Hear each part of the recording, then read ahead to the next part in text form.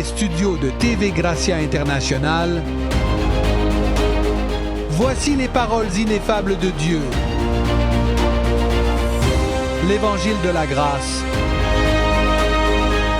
sur les lèvres de Jésus-Christ homme. Abba Père.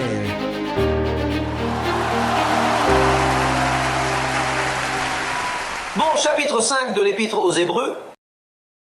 Hébreux chapitre 5, verset 14. C'est le sujet d'aujourd'hui, l'exercice des sens. Les sens en exercice. Il est dit ici, mais la nourriture solide. Dites la nourriture solide. C'est pour ceux qui ont atteint la maturité, pour ceux dont le jugement est exercé par l'usage à discerner ce qui est bien et ce qui est mal. Disons, dans l'Église. Oui, parce que pour discerner le mal dans le monde, dans la rue, n'importe qui peut discerner que, regardez, c'est mauvais, mais ici, à l'intérieur, discerner le mal à l'intérieur de l'Église. Comment savoir ce qui est mauvais et ce qui est bon? Donc, de la nourriture solide. Tu as besoin d'exercer tes sens, que vos sens soient exercés dans le cadre des convictions chrétiennes, pour que tu ne sois pas un chrétien où tout vent de doctrine vous emporte. Car j'ai vu des gens qui apprennent rapidement la grâce. Mais leurs sens sont si faibles que n'importe quel vent, n'importe quel commentaire, n'importe quel argument, au moment où quelqu'un dit quelque chose, ils sont immédiatement scandalisés, vous savez? Comme s'ils n'avaient pas... Il semble qu'il ait appris les mystères dans les paroles. Il a appris la même chose que vous. Vous voyez, oui, c'est ainsi. Vous ne faites pas ceci. Vous ne baptisez pas. Vous ne faites pas ceci. Vous ne faites pas d'onction d'huile. Vous ne jeûnez pas. Vous ne veillez pas. Vous n'offensez pas Christ avec ses œuvres de la chair. Mais alors, n'importe quel commentaire, n'importe quel vent de doctrine souffle sur vous, et vous ne le voyez plus jamais. Nous ne vous voyons pas sous cette couverture. Nous vous voyons sans but, à la dérive. Dans la grâce, parlant de la grâce, mais à la dérive, nous ne vous voyons pas dans l'unité de l'esprit. Et la raison de cela... La raison pour laquelle l'apôtre parle de cela, c'est à cause du verset 11. Allons au verset. Regardez ce qu'il dit. À ce sujet, nous avons beaucoup à dire et difficile à expliquer. Car lorsque vous êtes devenus lents à entendre, car vous devriez déjà être des maîtres, vous avez besoin qu'on vous enseigne de nouveau les premiers rudiments des paroles de Dieu. Et vous êtes devenus tels que vous avez besoin de lait et non d'aliments solides. Or, quiconque boit du lait n'est pas versé dans la parole de justice, parce qu'il est un enfant. Mais la nourriture solide est pour les hommes faits, pour ceux dont le jugement est exercé par l'usage à discerner ce qui est bien et ce qui est mal. Et remarquez s'il en est ainsi que le verset suivant du chapitre 6 vous dit ensuite « Comment vous devez exercer vos sens et quand on vous montre que vous êtes mûrs, si vous procédez de la manière suivante. » Regardez ce que dit le verset 1 du chapitre 6. C'est pourquoi, c'est-à-dire si vous êtes mûrs, c'est pourquoi, quittant les rudiments de la doctrine du Christ, passons à la perfection. Sans poser de nouveau le fondement de la repentance des œuvres mortes, de la foi en Dieu. L'exercice des sens est très important. Très important. Je disais que cette semaine, j'ai vu qu'il y a beaucoup de gens dans l'église qui regardent, qui écoutent mes cassettes, mais ils n'ont pas de discernement. Quelqu'un apparaît, il parle, et ils emmêlent les autres. Et j'ai appris le mot comme ça pendant de nombreuses années, mais ils s'empêtrent facilement. Quelqu'un vient et leur dit « Regardez, soyez prudents avec l'apostolat ». Au moment où quelqu'un leur dit « Regardez, ils l'idolâtrent trop », des choses comme ça, leurs sens ne sont pas exercés. Leurs sens ne sont pas exercés. Il faut exercer ses sens pour savoir ce qui est bon et ce qui est mauvais. Vous devez comprendre ce qui est bon et ce qui est mauvais, ce qui est nuisible et ce qui ne l'est pas. En d'autres termes, que vous le sachiez clairement, afin que vous ayez une conscience claire et que vous puissiez garder un bon témoignage et rester ferme dans votre façon de penser. Mais cela se produit si vous exercez vos sens. Bien sûr, pour cela, il ne faut pas être dans une religion où l'on grandit dans un carré. Il y a des gens qui entrent dans un tel carré, qui se mettent au carré et qui n'en sortent pas. On ne peut pas leur parler parce qu'ils sont tellement limités, ils n'en sortent pas. Mais nous avons dit que nous grandissons en spirale. Il y a toujours de la place pour mûrir et pour voir les choses avec un sentiment d'une plus grande maturité. Les sens, quand vous les avez exercés, rien ne vous perturbe parce que lorsqu'ils sont exercés, vous discernez tout de suite. Oh, et le mal, vous le discernez aussi rapidement. Quand on vous apporte quelque chose au nom de la grâce, vous dites « Cela n'a rien à voir avec l'alliance. C'est en dehors de l'alliance de la grâce. C'est une semi-grâce. Ce n'est pas du tout la grâce. » Il faut donc exercer ses sens. Il faut être attentif à sa conduite. Quand le corps s'éloigne, ce n'est pas bien, je me comporte mal, parce que c'est le cas, que ce soit contre vous ou pour vous, vous devez exercer vos sens. Qu'il s'agisse d'attirer votre attention ou d'obtenir de l'attention, mais vous avez les sens en éveil. En éveil, vous êtes très alerte. En fait, vous êtes emprisonné parce que vous êtes si alerte. Vous êtes prisonnier de ce mot. Imaginez, lorsque vos sens sont en éveil, que quelqu'un vous demande si vous allez prier. Vous répondez, « Je suis une prière, je n'ai pas besoin de prier. » Quand vous avez vos sens exercés, vous n'allez pas prendre un certain temps pour cela parce que vous ne priez pas tout le temps. Ne voyez-vous pas que vous avez vos sens exercés et ces sens sont comme deux paraboles. Même quand vous dormez, vous êtes avec les antennes paraboliques. C'est pourquoi ils nous accusent de ne pas prier ici. Ils n'ont pas de service de prière pendant la semaine. Ce qu'ils ont, c'est un service pour continuer à apprendre la parole. Mais ils ne prient pas. C'est juste que la parole elle-même vous y conduit. Parce qu'il y a des gens qui disent qu'ils ont un service de prière. Mais mon frère, quand vous aurez exercé vos sens, écoutez, personne, si vous recevez un coup de fil vous annonçant la mort de quelqu'un, même ainsi si vous avez vos sens exercés. En d'autres termes, vous ne vous précipitez pas et ne pleurez pas désespérément, parce que vos sens sont exercés. Oui, parce qu'il y a des gens qui, lorsqu'ils reçoivent ce genre de nouvelles, agissent ainsi. Mais lorsque vous avez exercé vos sens, vous ne réagissez pas de manière insensée. Votre langue ne sort pas devant vous. On vous attrape la langue et la langue vous demande la permission. Parce que vous avez gardé à ma bouche. Tu dis, garde ma bouche. Et la bouche vous demande la permission. Attendez une minute, laissez-moi examiner cela de plus près. Il est bon d'exercer ses sens, n'est-ce pas? Auparavant, tu répondais à une vitesse incroyable. Il était fréquent que les disputes éclatent immédiatement. Ensuite, tu devais présenter des excuses car tu ne souhaitais pas parler de cette manière. Parce que tu n'avais pas exercé tes sens. Ta langue disait ce qu'elle voulait. Vous l'aviez comme un navire à la dérive. Dites-moi, n'est-ce pas ainsi que se forment les problèmes dans le mariage? Par exemple, la plupart des mariages ici qui ont eu de graves problèmes ne se sont-ils pas produits de cette façon? Un mot mal prononcé, hors de propos, et la moitié du monde se retrouve en difficulté. Et en ce moment, écoutez, le Seigneur a besoin que vous exerciez vos sens. Pour tout.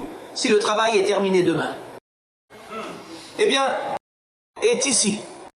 Mais ça ne veut pas dire que je n'en trouverai pas un autre ailleurs. C'est fini pour un moment. 30 secondes, c'est 30 jours.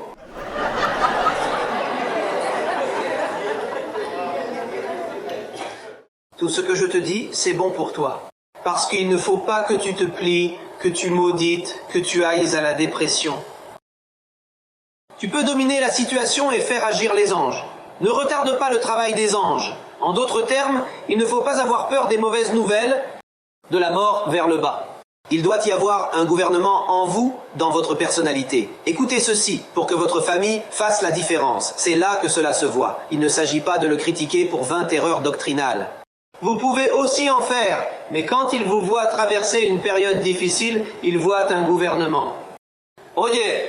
Regardez comment va un tel ou un tel, n'est-ce pas? Lorsque vous appelez au téléphone, « Bonjour, écoutez, passez-moi cette personne. Vous dites, un instant, bonjour, comment allez-vous? Passez-la moi s'il vous plaît, même si je suis troublé. Parfois, je dois attirer l'attention de quelqu'un, mais il faut être calme. La première chose que je fais, c'est de demander « Comment allez-vous? Comment vont les enfants et la femme? Est-ce que tout va bien ?» Puis, j'en parle plus tard. Regarde.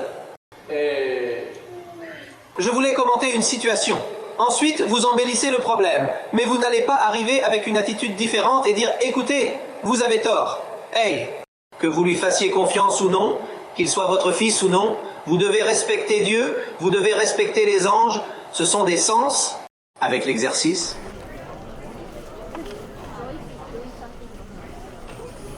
Passons à l'Ancien Testament. Allons à Matthieu 26, 57.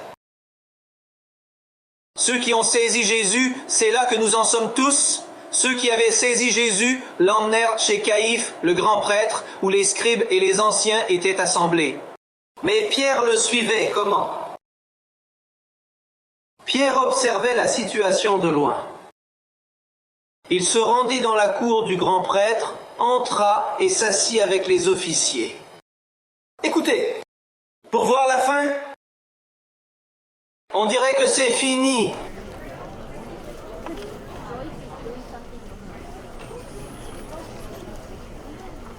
Il dit, les principaux sacrificateurs, les anciens et tout le conseil, ils étaient tous là. Ils cherchaient un faux témoignage contre Jésus pour le faire mourir. Ils voulaient le tuer. Et ils ne l'ont pas trouvé, bien que de nombreux faux témoins se soient présentés. Beaucoup, remarquez-le bien. Mais enfin, 2 faux témoins se sont présentés. Il semble que ceux-ci étaient plus faux que les autres, ou bien il les préférait. Il est dit, celui-ci a dit, « Je peux démolir le temple de Dieu et le rebâtir en 3 jours. » Le souverain sacrificateur se leva et lui dit, « Ne réponds-tu rien? Qu'est-ce que ces gens-là attestent contre toi ?» Mais Jésus se taisait. Il ne parlait pas. Alors le souverain sacrificateur lui dit, « Je t'adjure par le Dieu vivant, pour nous dire si tu es le Christ, le Fils de Dieu. » Ici Jésus parla. Jésus lui dit, « Tu l'as dit. Je vous le dis encore, vous verrez désormais le Fils de l'homme assis à la droite de la puissance de Dieu et venant sur les nuées du ciel. » Alors le souverain sacrificateur déchira ses vêtements en disant, « Il a blasphémé. Qu'avons-nous encore besoin de témoins? Voici, vous venez d'entendre son blasphème. Qu'en pensez-vous? » Et ils répondirent et dirent, « C'est un crime de mort. » Alors ils lui crachèrent sur le visage et lui donnèrent des coups de poing, et d'autres le giflèrent, en disant, « Prophétise-nous, Christ, qui est celui qui t'a frappé. » Ce qui lui arrivait était extraordinaire. Écoutez ceci, regardez Pierre, verset 69. Pierre était assis dehors dans la cour, et une servante s'approcha de lui en disant, « Toi aussi, tu étais avec Jésus le Galiléen. » Mais il le nia devant eux tous en disant, « Je ne sais ce que tu dis. » On dirait qu'il a dit, si c'était ce qu'il prétend, qu'il se serait défendu, qu'il aurait tué tous ces gens ici. Comment vont-ils le frapper au visage si ces gens n'ont pas d'autorité? Alors, les sens quoi? Comment étaient ces sens? On aurait dit une côte en plastique. Une côtelette en plastique. C'était transparent. Ses convictions? Il a marché avec lui pendant 3 ans. Il a marché sur l'eau. Une fois, il lui a dit, « Tu es le Christ, le Fils du Dieu vivant. » Et tout cela, il l'a dit. J'ai beaucoup de gens comme ça ici qui disent, « Mon frère, c'est la parole. Tu dois la porter jusqu'au bout, parce que c'est la vérité, mon frère. Notre frère José Luis a raison. Nous devons le défendre. » Et puis après 3 ans, d'ici jusqu'aux cieux. Regarde, mon frère, c'est le ministère de la dernière heure. L'as-tu perçu de cette façon? Cependant, au moment où vous le contemplez ainsi et que vous lui adressez la question, « Hey, où te trouves-tu? » Je suis avec la presque grâce. Ne retombez pas dans ce travers, débarrassez-vous-en. Mais vous savez que vous devez avoir un équilibre. Oh, vous êtes aussi avec l'équilibre. C'est pourquoi les sens, regardez, les sens, écoute ça. Une fois que ces gens sont partis de cette façon, ils se rendent compte qu'ils ont tort. Ce sont des gens qui n'exercent pas leur sens. Ils n'exercent pas leur propre sens. Alors, quand vous parlez, faites preuve de discernement. Si vous avez exercé vos sens, lorsque vous parlez à quelqu'un, vous savez où il se trouve et vous ne vous laissez pas entraîner. N'est-ce pas? Vous l'avez remarqué vous-même, vous l'avez vu. Vous vous rendez compte que ce n'est pas fondé. Eh bien, regarde Pierre, regarde où se trouve cet homme. Autrement dit, regarde ce qu'il répond. Qu'est-ce que tu me demandes si je ne le connais pas? De quoi tu parles? Après qu'il lui a dit, tu es le Christ, le Fils du Dieu vivant, après avoir fait des miracles et tant de choses. Sais-tu ce que c'est? Et pour le moment, maintenant, je ne le sais pas. Tu vois? Il y a deux sortes d'eau, une douce et une amère. Et regardez, regardez, regardez là-bas. Il dit le verset 71. Quand il est sorti vers la porte, il en a vu un autre béni. Et il dit à ceux qui étaient là, celui-ci était aussi avec Jésus de Nazareth. Mais il le renia de nouveau avec serment. Avec serment, car comment jurait-on en ce temps-là? Quelqu'un s'en souvient-il? Il semble qu'il ait dit « Je le jure par ma mère ». À Porto Rico, on dit « par ma mère si elle est vivante ». Mais si elle est morte, alors ils disent « par les os de ma mère ». Par les os de ma mère, je le jure. Il dit avec un serment. Verset 73, un peu plus loin. En entendant cela, ceux qui étaient là dirent à Pierre. Toi aussi tu es vraiment des leurs, car ta parole même te révèle. Car Pierre marchait avec Jésus, il employait certains termes, et ils lui dirent, ta manière de parler me fait connaître que tu es l'un d'eux. Maintenant, regardez ce qui s'est passé ici. Regardez ce qui est écrit. 74, ensuite il a commencé à utiliser des jurons. Oh mon père, quelle terrible situation, laquelle il a commencé à maudire et à jurer. Maudire et jurer. Donc il jurait déjà à ce moment-là pour sa mère, pour cela et pour cela. Il dit que je ne connais pas cet homme. Et il a chanté le coq. Alors Pierre s'est souvenu des paroles de Jésus qui lui avait dit « Avant que le coq ne chante, tu me renieras 3 fois. » En sortant, il a pleuré amèrement. Il pleura amèrement, des sens affaiblis. Et ce que dit l'Épître aux Hébreux, mais la nourriture solide est pour ceux qui ont atteint la maturité, ceux qui, par l'usage, ont le sens exercé à discerner le bien et le mal au sein de l'Église. Doctrinal. Rappelez-vous que Jésus a dit que ce peuple appelle mal ce qui est bon et le mauvais qu'ils appellent bon. Alors il a dit, regardez, mes pensées ne sont pas vos pensées. Et mes voix ne sont pas vos voix. Comme les cieux sont plus élevés que la terre, ainsi sont mes pensées. Ainsi, lorsque vous parlez de la grâce, elle ne correspond pas aux pensées du peuple. Je ne suis pas d'accord avec cela, te disent-ils. Comment? Tu es sans péché parce que le Christ, par une seule offrande, t'a rendu parfait, le péché n'est pas dans ton esprit. Non, non, non, mon frère, je suis désolé, mais ce n'est pas biblique. Mais si c'est biblique, toutes les pensées du Seigneur ne sont pas vos pensées. Mais ces gens sont comme ça. Pourquoi Jésus a-t-il maintenu cette déclaration « Hey, je suis bel et bien le Fils de Dieu » N'a-t-il pas prouvé cela lors de sa rencontre avec Caïphe? Il lui a affirmé « Je suis le Fils du Dieu qui est vivant ». C'est pour cette seule raison qu'ils l'ont crucifié. Mais c'est parce qu'il a dit « Je suis le Fils de Dieu ». S'il déclarait « Je suis l'Éternel des armées », c'est-à-dire en d'autres termes « Je suis l'Éternel des armées », selon l'Ancien Testament, il est dit « Cependant, j'ai revêtu cette forme corporelle afin de vous rendre visite. » Cependant, il était tenu de déclarer « Je suis le Fils de Dieu, mon Père est supérieur à moi. » Savez-vous la raison pour laquelle il a dû effectuer cette action? Regardons dans la première partie des Corinthiens 2:7. Mais nous parlons du mystère de la sagesse de Dieu, de cette sagesse cachée que Dieu a prédestinée avant même la création du monde pour manifester sa gloire à notre égard. Aucun des puissants de ce monde n'en a eu connaissance, car s'il l'avait connu, il n'aurait jamais crucifié le Seigneur de gloire. Connaissez-vous la raison pour laquelle il lui a été imposé de jouer le rôle de la Trinité? Parce que s'il ne l'avait pas fait, il n'aurait pas été crucifié.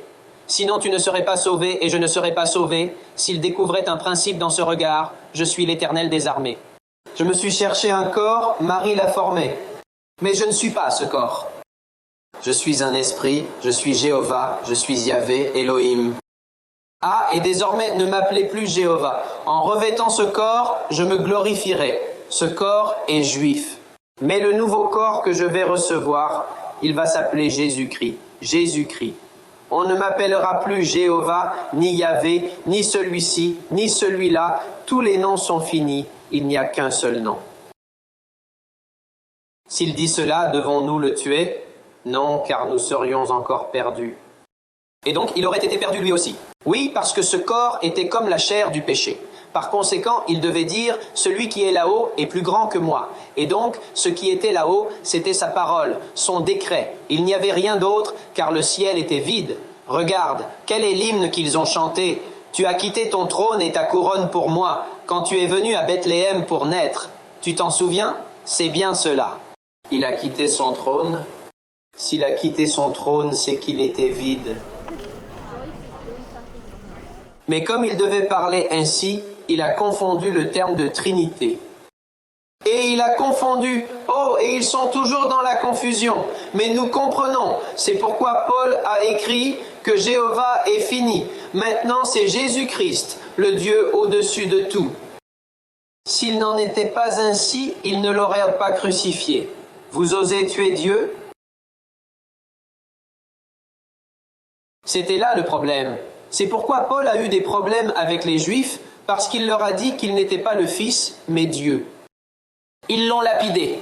Si seulement il avait déclaré que Jéhovah possédait un fils, les Juifs auraient dit « Paul, laisse-le en avoir 2 ou 3, pas de problème. Mais si tu nous dis qu'il est Dieu, nous ne le croyons pas. Eh bien, celui que vous avez crucifié, c'est votre Dieu. » Ils ne pouvaient pas supporter cela, alors ils l'ont lapidé. Je vais donc conclure en vous conseillant d'exercer vos sens, de montrer de la maturité, de faire preuve de discernement et de ne pas vous laisser troubler par les obstacles de la vie quotidienne. Il est important de ne pas prendre de décisions précipitées, car Dieu ne fonctionne pas ainsi.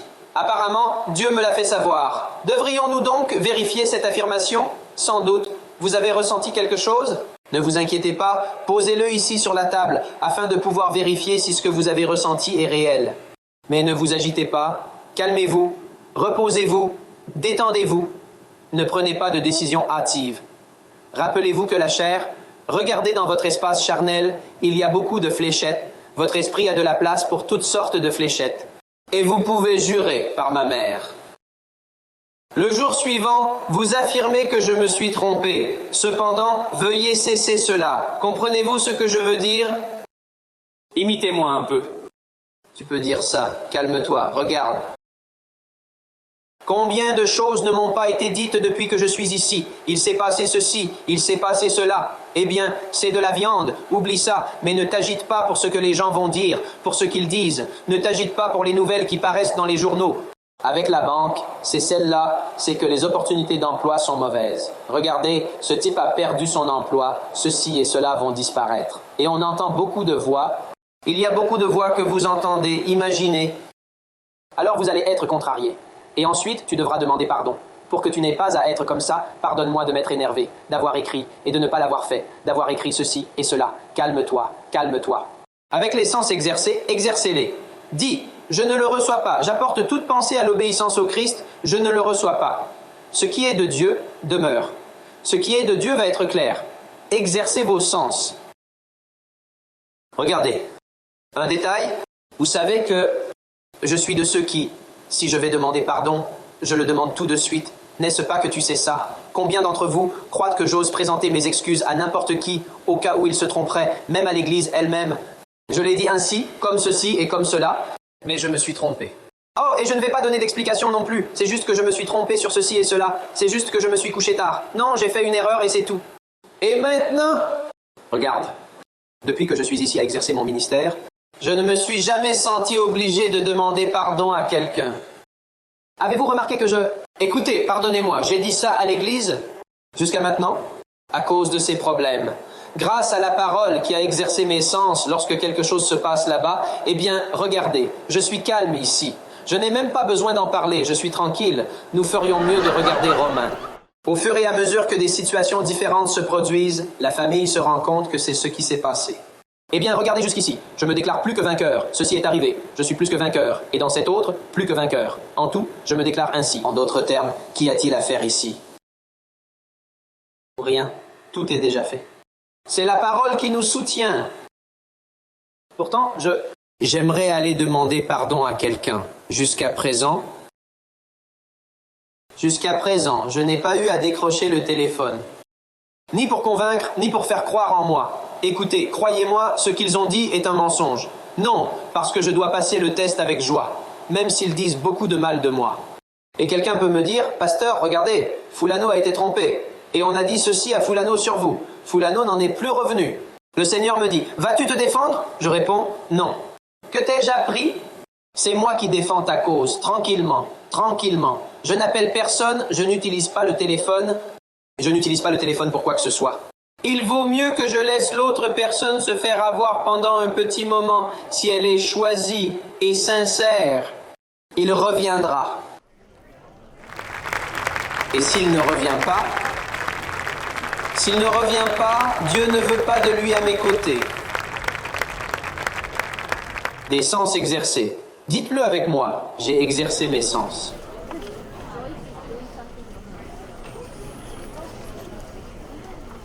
Ça paie bien.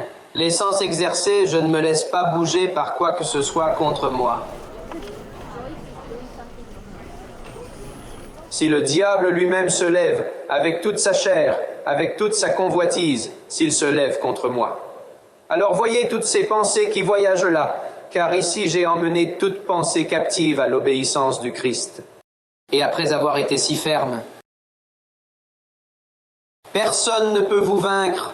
Non, car l'ultime serait la mort, et vous n'avez pas peur de la mort. La dernière chose qui peut être la mort, et vous pouvez dire, bon, qu'est-ce qui vous arrive? Oh la mort, où est ton dard? C'est vrai. Abba Père, gloire au Seigneur.